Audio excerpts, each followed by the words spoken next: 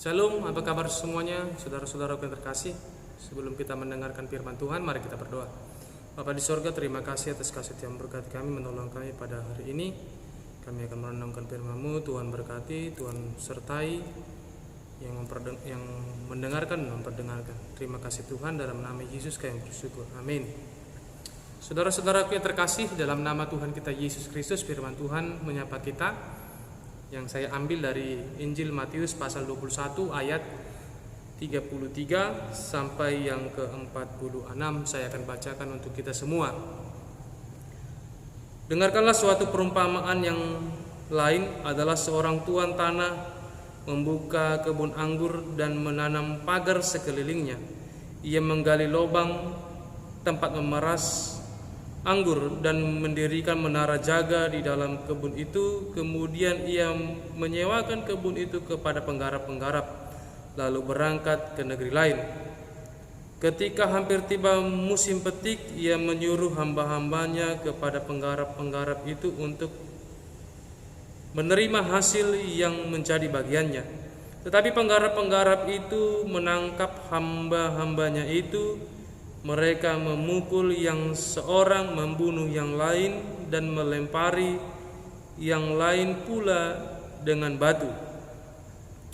Kemudian tuan itu menyuruh pula hamba-hamba yang lain lebih banyak daripada yang semula, tetapi mereka pun diperlakukan sama seperti kawan-kawan mereka. Akhirnya ia menyuruh anaknya kepada mereka. Katanya, anakku akan mereka segani. Tetapi ketika penggarap-penggarap itu melihat anak itu, mereka berkata seorang kepada yang lain, ia adalah ahli waris. Mari kita bunuh dia supaya warisannya menjadi milik kita. Mereka menangkapnya dan melemparkannya keluar kebun anggur itu, lalu membunuhnya. Maka apabila tuan kebun anggur itu datang, apakah yang akan dilakukan dengan penggarap-penggarap itu? Kata mereka kepadanya, ia akan membinasakan orang-orang jahat itu, dan kebun anggurnya akan disewakan kepada penggarap-penggarap lain yang akan menyerahkan hasilnya kepadanya pada waktunya. Kata Yesus kepada mereka, belum pernahkah kamu baca dalam kitab suci, batu yang dibuang oleh tukang-tukang bangunan telah menjadi batu penjuru? Hal itu terjadi dari pihak Tuhan, suatu perbuatan ajaib di mata kita. Sebab itu aku berkata kepadamu bahwa kerajaan Allah akan diambil daripadamu dan akan diberikan kepada suatu bangsa yang akan menghasilkan buah kerajaan itu. Dan barang siapa jatuh ke atas batu itu, ia akan hancur, dan barang siapa ditimpa batu itu, ia akan remuk. Ketika imam-imam kepala dan orang-orang Farisi mendengar perumpamaan Yesus, mereka mengerti bahwa merekalah yang dimaksudkannya, dan mereka berusaha untuk menangkap dia, tetapi mereka takut kepada orang banyak, karena orang banyak itu menganggap dia nabi. Sedemikian jauh pembacaan firman Tuhan. Nah, saudara-saudaraku yang terkasih, dalam nama Yesus Tuhan, tema firman Tuhan kita yaitu jangan lewatkan kesempatan kedua. Jangan lewatkan kesempatan kedua.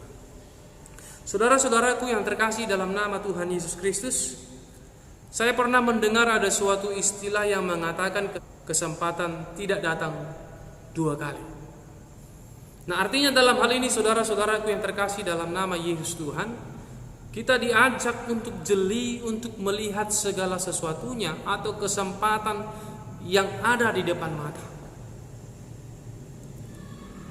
Nah, dalam hal ini, saudara-saudaraku yang terkasih dalam nama Tuhan kita Yesus Kristus,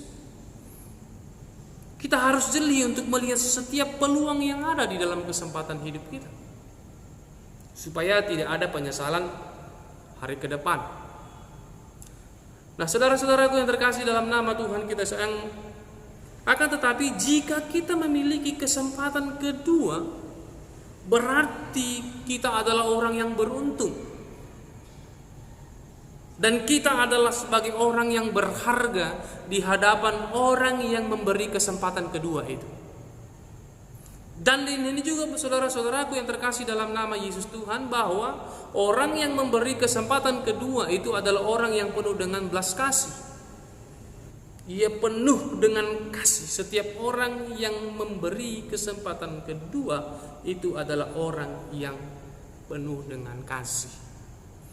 Nah, dalam firman yang kita baca tadi, Bapak, Ibu, dan saudara-saudaraku yang terkasih dalam nama Tuhan kita Yesus, dalam perumpamaan penggarap-penggarap kebun anggur ini, dinyatakan Yesus untuk menyindir para pemimpin-pemimpin agama pada saat itu, dan juga kepada orang-orang Farisi yang telah dipercayakan Tuhan untuk mengurus umatnya, dengan harapan ia akan membuahkan hasil yang baik.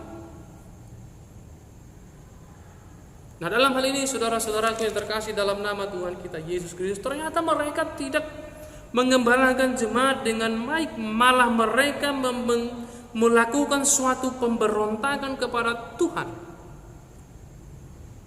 dengan cara membunuh nabi-nabi yang Tuhan Allah utus kepada mereka.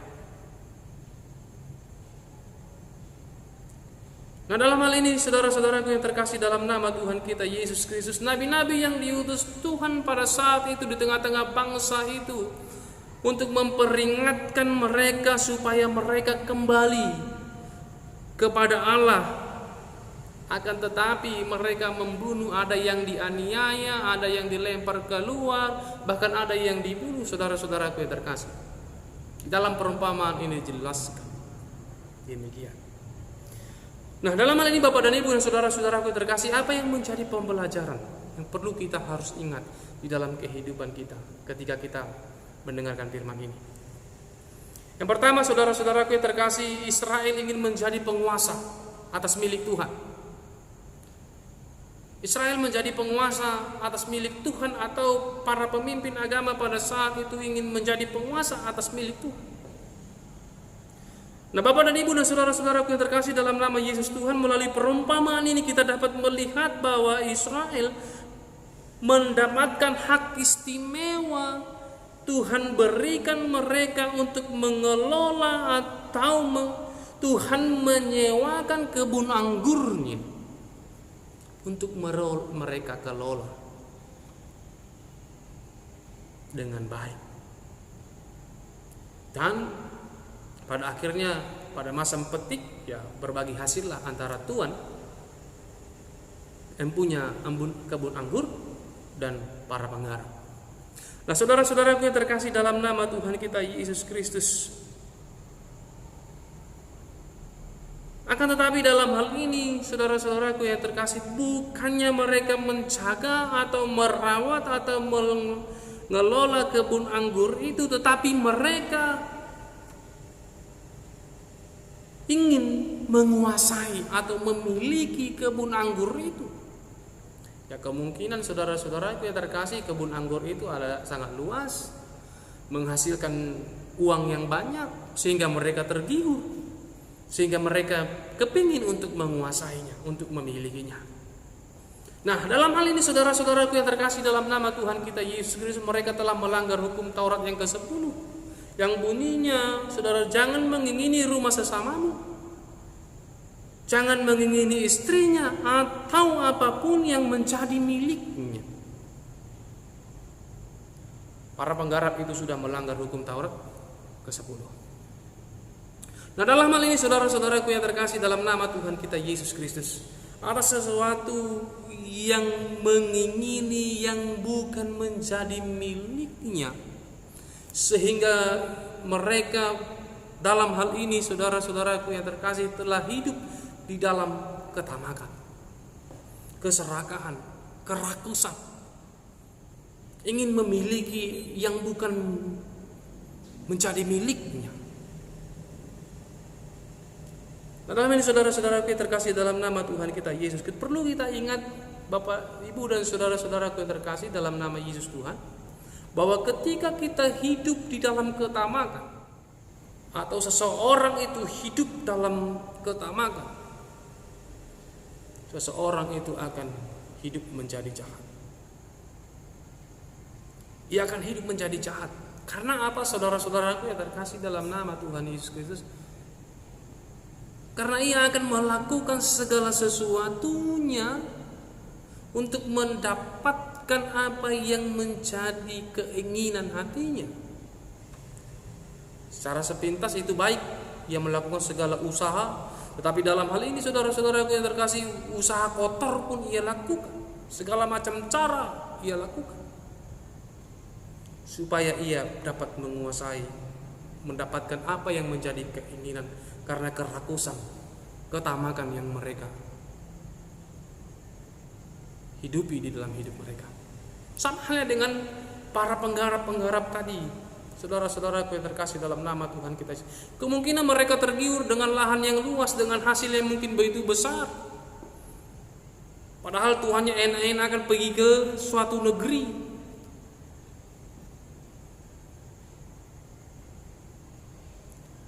Nah, muncullah rasa ingin menguasai, ketamakan. Maka dalam hal ini saudara-saudaraku yang terkasih, hati-hati ketika kita hidup dalam kerakusan, hidup dalam ketamakan. Itu akan mengubah kita menjadi orang yang jahat. Itu akan merusak hubungan kita yang telah kita bangun sedemikian rupa dengan baik. Itu akan merusak segalanya. Merusak persaudaraan, merusak persekutuan, merusak hubungan antara ayah dan anak dan saudaranya, dan lain sebagainya, saudara-saudaraku yang terkasih di dalam nama Tuhan kita Yesus Kristus. Nah, dalam hal ini Bapak Ibu dan saudara-saudaraku yang terkasih, mereka menjadi kejam terhadap segala sesuatunya. Mereka membunuh orang-orang yang diutus, yang empunya pemilik anggur. Yang kedua, saudara-saudaraku yang terkasih dalam nama Yesus Tuhan, Israel melewatkan kesempatan yang kedua. Nah, ketika Tuhan mengutus nabi-nabinya untuk memperingatkan bangsa Israel pada saat itu, tetapi mereka mengabaikan, bahkan menganiaya nabi-nabi yang Tuhan utus di tengah-tengah bangsa itu, karena ada rasa ketamakan itu. Ketika pada saat itu Allah mengutus nabi-nabinya untuk memperingatkan umat Tuhan itu kembali kepada Allah, tetapi mereka menolak, bahkan berontak kepada Allah, sehingga mereka membunuhnya, menganiaya nabi-nabi itu adalah kesempatan pertama mereka supaya Tuhan Allah mengampuni mereka. Baru yang kedua, ia mengutus anaknya yang tunggal sebagai ahli waris. Tapi apa yang mereka katakan, saudara-saudaraku yang terkasih dalam nama Tuhan kita Yesus Kristus? Ayat ke-28. Tetapi ketika penggarap-penggarap itu melihat anaknya itu, mereka berkata seorang kepada yang lain, ia adalah ahli waris, mari kita bunuh dia supaya warisannya menjadi milik kita.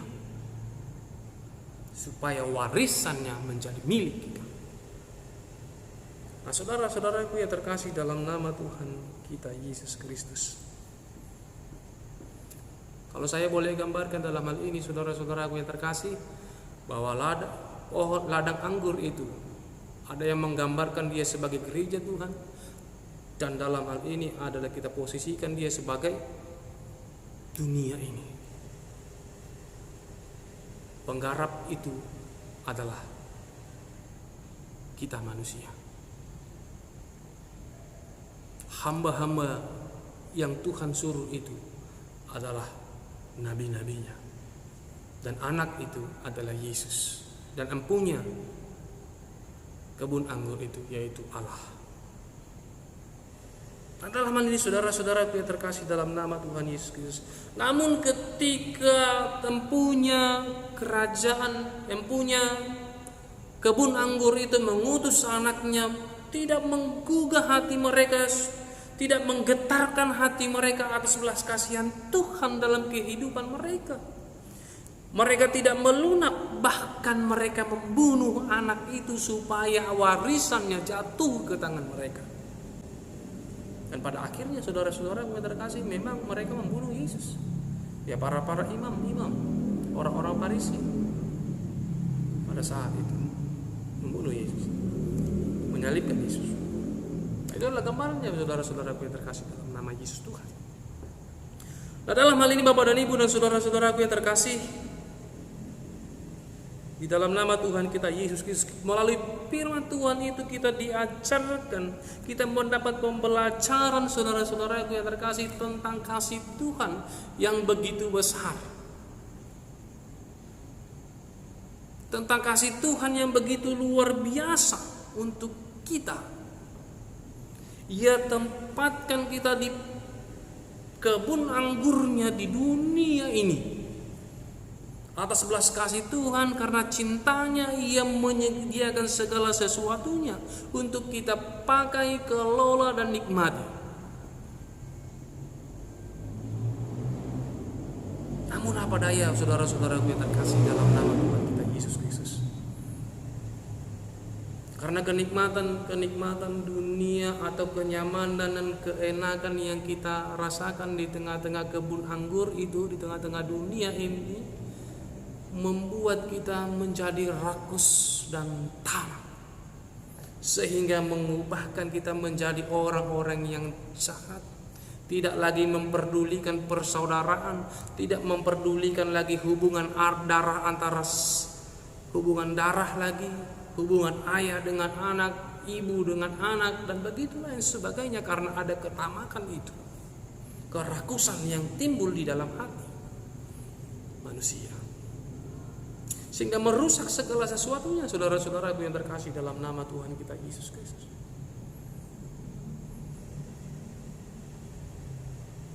Tuhan telah sediakan segala sesuatunya untuk kita nikmati dan pakai, tetapi untuk kita kelola juga dengan sebaik-baiknya. Dan pada akhirnya Tuhan akan meminta bagiannya. Artinya pertanggungjawaban atas segala sesuatu yang telah kita pergunakan di tengah-tengah dunia ini, yang Tuhan telah tempatkan kita di pohon anggurnya. Apa yang kita lakukan? Nah, saudara-saudaraku yang terkasih dalam nama Tuhan kita Yesus Kristus, Tuhan sering memberikan kesempatan kedua di saat kita mengalami kegagalan bisnis, kegagalan percintaan, kegagalan yang mungkin dalam hubungan kita dengan orang lain. Akan mungkin kita jatuh ketika ada pencobaan, tetapi Tuhan Allah tetap memberikan kesempatan kedua supaya kita boleh kembali kepadanya, dan kita boleh senantiasa berdiri dengan baik, dan kita boleh tegak di hadapan Tuhan. Nah, saudara-saudaraku yang terkasih dalam nama Yesus Kristus, Tuhan tetap memberikan kesempatan kedua di tengah-tengah kehidupan kita. Berarti kita adalah orang yang berharga. Orang yang berharga di hadapan Tuhan. Tapi apa boleh daya saudara-saudaraku yang terkasih, apa yang kita lakukan? Apa yang kita lakukan membalas kasih Tuhan itu dalam kehidupan kita. Sering kita melukai hati Tuhan. Sering kita mempermalukan Tuhan di hadapan orang banyak. Saudara-saudara, dalam setiap perbuatan dan tingkah laku kita.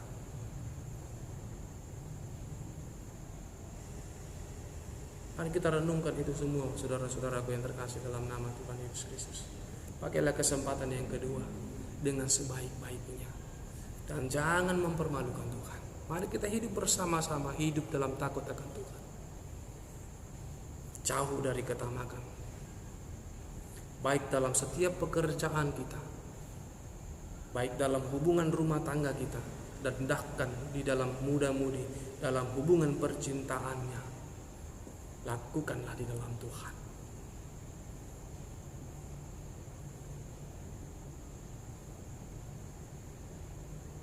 Artinya dalam hal ini saudara-saudaraku yang terkasih, jangan pernah menyia-nyiakan kesempatan kedua yang Tuhan berikan.